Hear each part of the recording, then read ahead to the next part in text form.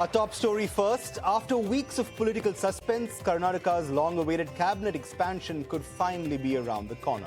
Or at least, that's what some reports say. Chief Minister D.K. Shivkumar has said that the exercise will be wrapped up this week itself, with a final list of ministers expected to be cleared after crucial meetings with the Congress High Command in New Delhi. Speculation over the impending reshuffle and expansion was rife ever since DKS arrived in the national capital yet again for consultations with the Congress High Command. The objective, as is usually the case, will be to balance regional, caste and factional equations within the Karnataka government while reshuffling and reassigning portfolios. My colleague Akshara joins us now for more details on the exercise. Ahead of the cabinet expansion here in Karnataka, the Karnataka Chief Minister and various other senior leaders are in Delhi in order to meet the High Command and give their names and list for the cabinet ministers who are set to be inducted in the expansion that is set to take place within this week. Now, speaking on this issue, the Karnataka Chief Minister D.K. Shivkumar has stated that he will be meeting the High Command and giving the list for the ministers who are set to be inducted into the cabinet. And once the High Command gives a nod, he will come back and ensure that the vote taking takes place as soon as possible, because on August 13th you have the assembly session taking place. Even before this particular assembly session takes place, the government is trying to ensure that all the cabinet ministers are in place to ensure they answer the opposition on the various issues that are taking place here in Karnataka. At the very same time, the Chief Minister has already done multiple rounds of visits to the High Command in Delhi. The list was given. Once again, they had to come back amidst all the protests that was taking place in Delhi. And after that, right now, the Chief Minister is in Delhi and will be done with the cabinet expansion as soon as possible, so that they can come back with the full-fledged cabinet and attend the assembly session that's going to begin from the August 13 here in the state of Karnataka. Moving on, India's market for GLP-1 therapies is evolving at a remarkable pace, driven by rising awareness around diabetes and obesity, greater physician adoption, and the arrival of newer treatment options. The latest data from PharmaTrack, tracking secondary sales in the Indian pharmaceutical market, shows the GLP-1 market is expanding to 221.1 crore rupees in June, with tirzepatide continuing to dominate the category with a nearly 59% market share. Now, at the same time, competition is intensifying as generic semaglutide gains traction alongside established brands like Ribelsus, Ozempic and Wegovy, making this one of the fastest growing segments in the pharmaceutical industry.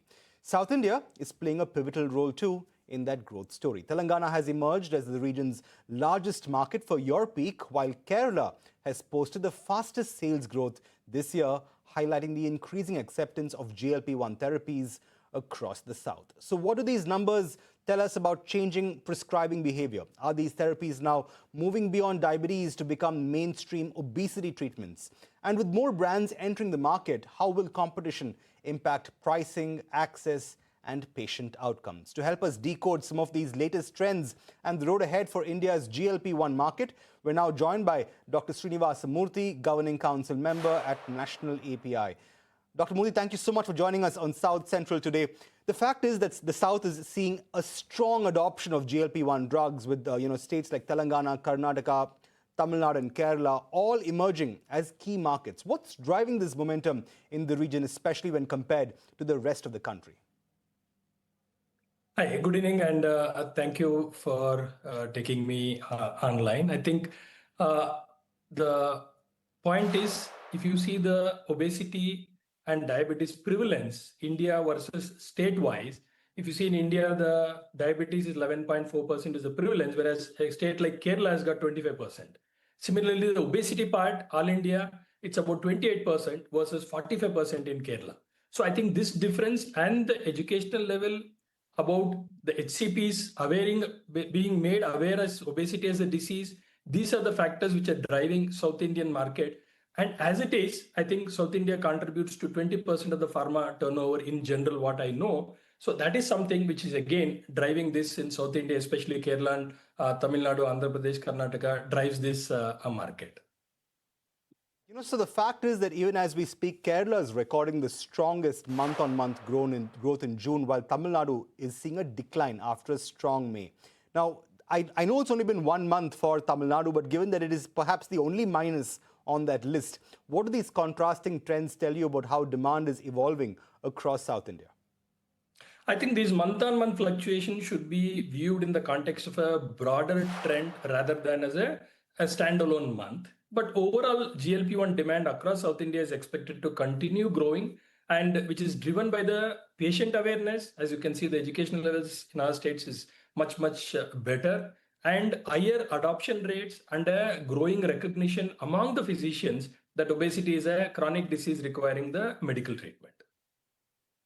And even as we speak, the fact is that the South is also India's pharmaceutical manufacturing hub, especially a state like Telangana and a city like Hyderabad. How well positioned are API manufacturers in Hyderabad, for instance, or even other South Indian clusters in order to benefit from the upcoming wave of generic GLP-1 drugs? To be frank, I don't have enough insights into the API manufacturing landscape to comment on that. But definitely, given the region's strong pharmaceutical manufacturing ecosystem, what we have in South India, it is likely to be an area to be watched as the market evolves, especially because of the generic brands. Right. And the fact is that even as demand for obesity therapies actually goes about accelerating, what investments are API companies now making in peptide manufacturing, and how much of that capacity do you expect to take form and shape right here in South India, given that the region is already a massive pharma hub for the rest of the country? I think I do not have the visibility into the investment plans of these API manufacturers to comment, to be frank, being a clinician. Okay, let's move on then. We're also seeing competition intensify with newer brands gaining market share. How do you see pricing, accessibility, and patient adoption actually changing over the next couple of years, sir? We definitely expect pricing to remain broadly stable following the entry of semaglutide generics. Just to be on record, about 55 companies have launched in our country, and I don't think there'll be any further significant price disruption which is anticipated. It has come to the rock bottom, and the bigger opportunity lies in expanding access and adoption of these generic ones by the HCPs. That is what is going to drive this sales in the coming years. As patient awareness of obesity is as a chronic cardiometabolic disease, now it is increasing, and more HCPs are embracing the evidence-based treatment. All these years, we never had these kind of treatment options to treat chronic disease like obesity. But today, these GLP-1s have been growing steadily, driving broader market penetration over the years, and HCPs are clear that now the affordability of the patients and then the innovative brands like Urpic and Mounjaro and Ozempic, these are the things which are for non-affording patients. There are generic options. For people who are affordable, there are always these innovative brands. You spoke about accessibility, sir. So I have to ask you, beyond the metros itself, which are perceived as being top markets for GLP-1 drugs, are Tier 2 and Tier 3 cities in South India also beginning to drive the next phase of growth? Or do you think demand is still more or less concentrated in urban centers? Yes, Tier 2 and Tier 3 cities are increasingly emerging as the next phase of growth for the GLP-1 market. And while demand was initially concentrated in the major metros, the rising awareness, improved access, especially about the digitalization of our Tier 2, Tier 3 cities, and greater HCP adaptation are driving this uptake in the Tier 2, Tier 3 cities. Our experience with Urpic supports this trend. If you see this, with more than 50% of the prescriptions coming in the last Tier 2, 3 cities are from these brands, and which demonstrates that demand is already extending well beyond the major cities. As more companies enter this category and awareness of obesity as a chronic disease continues to grow, I'm sure we'll expect the Tier 2, Tier 3 markets to contribute increasingly a significant share to this GLP-1 market in due course. Tier 2, Tier 3 cities that you are actually seeing the most promise from? Are we looking at, let's say, in Tamil Nadu, or Madurai, Coimbatore, perhaps a Vizag in Andhra? Are we looking at Mysuru, Mangaluru in Karnataka? Where do you think the top markets for GLP-1 drugs could lie as far as Tier 2 South India is concerned? I think given the higher prevalence of obesity, I gave you in the initial remarks the obesity prevalence in India versus in Kerala, one state just to compare. So this higher prevalence of obesity and related cardiometabolic diseases in the region, especially in South India, has the potential to become one of the largest markets for GLP-1 therapeutics in India.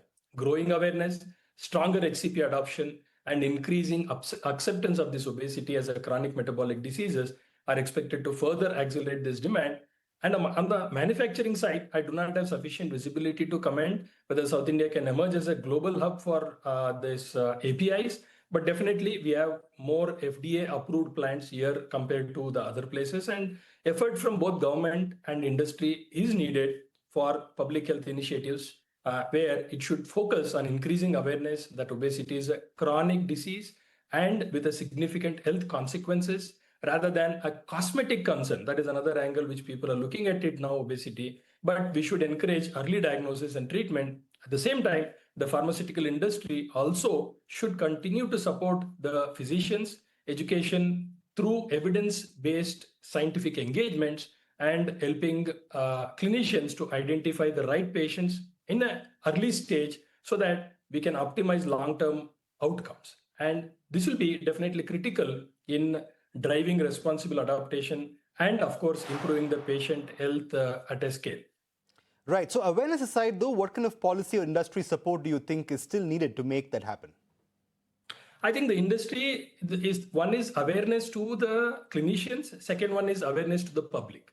I think both should go hand in hand because we face a lot of reluctance and objections or resistance from the patient side when we talk about the obesity part. And when we say it is a chronic disease, they say I've been from 40 years from my birth, I've been obese like this. So that is where the patients and resistance is increasing. But at the same time, because his neighbor or a friend or aunt, uncle are taking these medications, so now people are voluntarily coming to ask for this therapy. And that's what, as these GLP-1 markets have changed the perception of obesity from the patient's angle. Well, they don't call it a miracle drug for nothing. And the fact is that South India is all set to boom and grow as far as GLP-1 drugs are concerned. On that note, sir, thank you so much for joining us and breaking down some of these insights. Great having you with us here on South Central. Thank you. Thank you. Good day. Right, moving on. The Madras High Court has struck down Chief Minister Joseph Vijay's decision to provide government jobs to the families of the victims of the Karur TV case stampede. Now, this even as that court, the bench, in fact, in the Madras High Court has ruled out that the appointments cannot bypass constitutional and statutory recruitment procedures. Now, the court held that public employment must in fact be governed by equality and merit and cannot be granted as compensation even in cases of tragedy like the Karur stampede. In fact, the court order comes just weeks after the Tamil Nadu government had announced temporary appointments for the legal heirs of those killed in the 2025 Karur stampede, in which 41 people lost their lives. The move had sparked a political and legal battle, with petitioners arguing that appointments violated established recruitment norms. The CBI probe into the stampede, remember, is ongoing.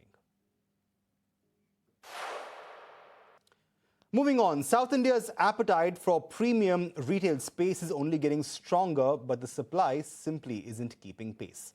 According to Anarock research, Hyderabad, Bengaluru and Chennai all registered record Grade A mall leasing in the first half of 2026, but not a single new Grade A mall was in fact completed in any of these three cities in this period. So as retailers continue to expand, they're also increasingly competing for existing premium retail space instead of moving into newly developed malls. In fact, Anarock says this widening demand-supply gap is creating a shortage of quality retail space, with Grade A mall vacancy across India's top 7 cities falling to just 6.7%. In fact, that's the lowest it's been since 2010. The report also adds that the challenge is not so much weak demand as it is the lack of well-located, professionally managed Grade A malls that brands are looking for. Moving on, Hyderabad-based defense tech firm Zen Technologies is under pressure after reporting a weak first quarter. The company's shares fell in trade today at even as its June quarter earnings missed expectations, with net profit dropping nearly 28% year-on-year and revenue declining about 10.5%.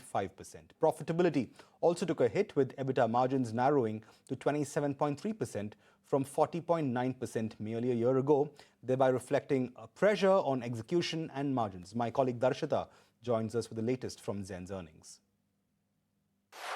Right. Zen Technologies reported a weak start to the financial year 27 after the stock has seen a decline in trade post announcing the Q1 results.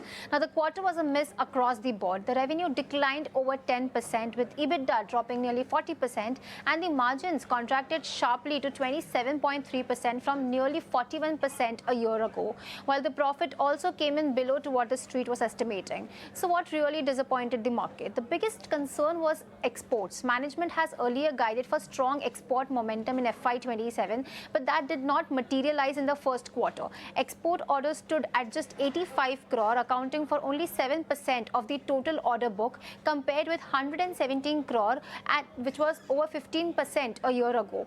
And secondly, EBITDA margins came in well below the management's long-term guidance of around 35%, reflecting weaker execution and higher manufacturing cost. And also the company's optimistic commentary for FY27, wherein investors were expecting a much stronger start to the year. Having said that, one positive thing remains, which is the company's order book, which has grown 64% year on year, coming in at 1239 crore, and it has already secured an additional 177 crore simulated order in July. Management expects the majority of this order book to be executed from Q2 onwards, making the execution the key monitorable coming forward in the next quarters. Well, Zen under pressure there, but let's move on now to Tamil Nadu-Karnataka politics. The fact is that travel between both these states has been disrupted as the decades-old Mekedatu Dam dispute spills onto the streets. Now, Tamil Nadu state transport buses have been stopped at the Karnataka border, with services terminating at Hosur after Kannada organizations called for protests backing the proposed Mekedatu Reservoir project. Now, what's interesting is that these protests come even as the Karnataka side has invited Tamil Nadu Chief Minister Joseph Vijay for talks on water sharing, with a proposal to have a sit-down with Karnataka Chief Minister D.K. Shivkumar on the 3rd of August. Vijay, however, is yet to respond to that invitation. My colleague Akshara joins us with the latest from that developing political situation. Tensions flared between Tamil Nadu and Karnataka once again, with the pro-Kannada outfits blocking the vehicles coming in from Tamil Nadu into the border of Karnataka. Now this issue comes to the fore amidst the Kaveri water crisis that has emerged once again here in the state of Karnataka. Following this issue, the pro-Kannada outfits demanded the vehicles coming in from the Tamil Nadu region stop entering the Karnataka region. Now this has been an issue from a very long time, and at the very same time here, due to the failure of the monsoon, there has been no or low storage level of water here in the KRS dam. That's the reason why the Karnataka state government is not able to release water, not just to Tamil Nadu, but the farmers here in the state of Karnataka as well. So during this particular, the low storage that has taken place here in the KRS dam, and the Tamil Nadu also demanding the water, the tensions was once again escalated.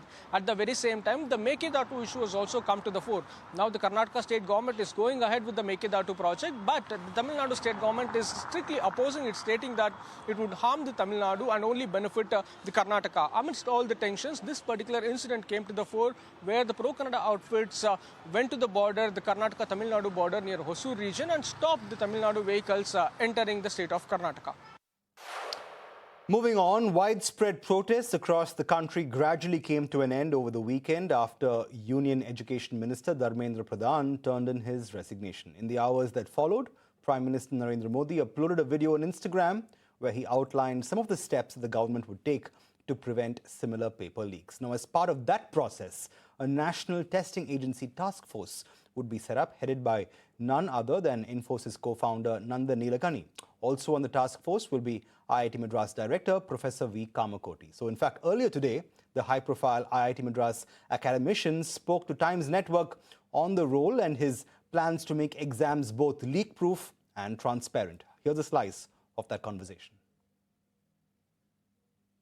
For any examination system, there are two eyes to the examination system. One is a leak-proof examination where the question paper should not be made available before the actual exam commences. And the next thing is a transparent examination system. The definition of transparency here is quite clear, that if a student is awarded, say, 90 marks out of 100, the student must know why that 90 marks, why he got 90 marks. So these two are very important. In the last several years, as a country, we have been conducting just large-scale public examinations. When I wrote JEE in 1985, it was basically paper and pen exam, subjective examination. There were only 5,000 students. Now there are 1.5 million students aspiring to come into the IITs. And staying with Professor Kamakoti, the IIT Madras director, in fact, pulled a prank of sorts on IIT freshers in Chennai over the weekend when he dressed as a student sporting a t-shirt, cap and denims and sat among them at an orientation event on campus. In fact, the IIT Madras director also wore a surgical mask to conceal his identity, only to the surprise of students and parents when he pulled it down to reveal his identity. He later quipped that the prank worked better when he was much younger. Within 2 minutes, they found me. I'd been seated, 1.5 hours, I'd been seated here from around 8:15 onwards. I think it's the best time in life, I can tell you, is your student days. Yes, that's our director.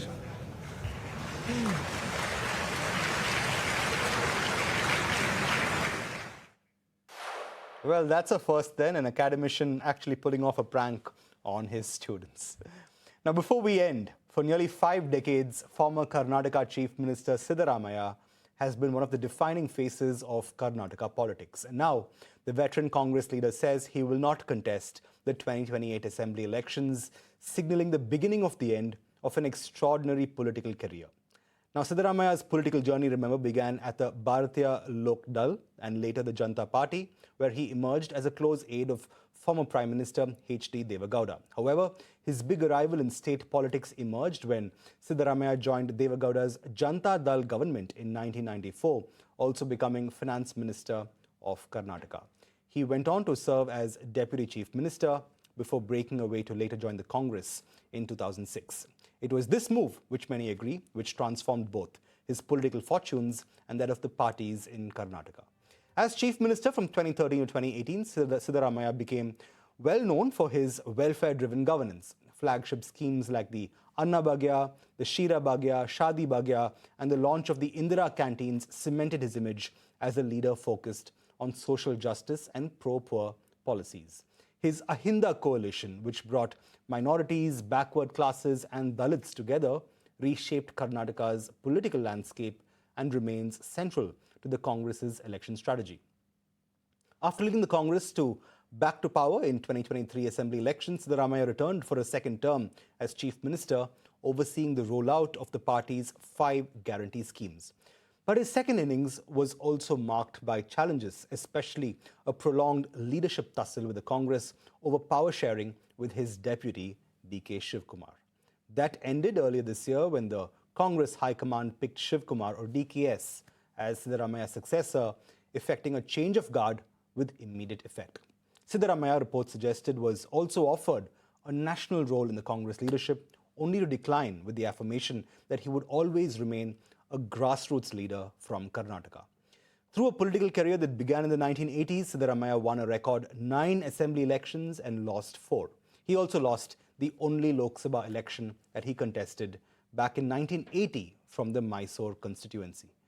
Siddaramaiah calling time on an electoral career spanning nearly 5 decades comes as the 78-year-old, it would seem, has finally decided that it's time to hang up his electoral boots. So come 2028, Karnataka will bid farewell to one of its most influential and most consequential political leaders in recent times, while he continues to play more of a guiding role, one might hope, for the future of the Congress party in Karnataka.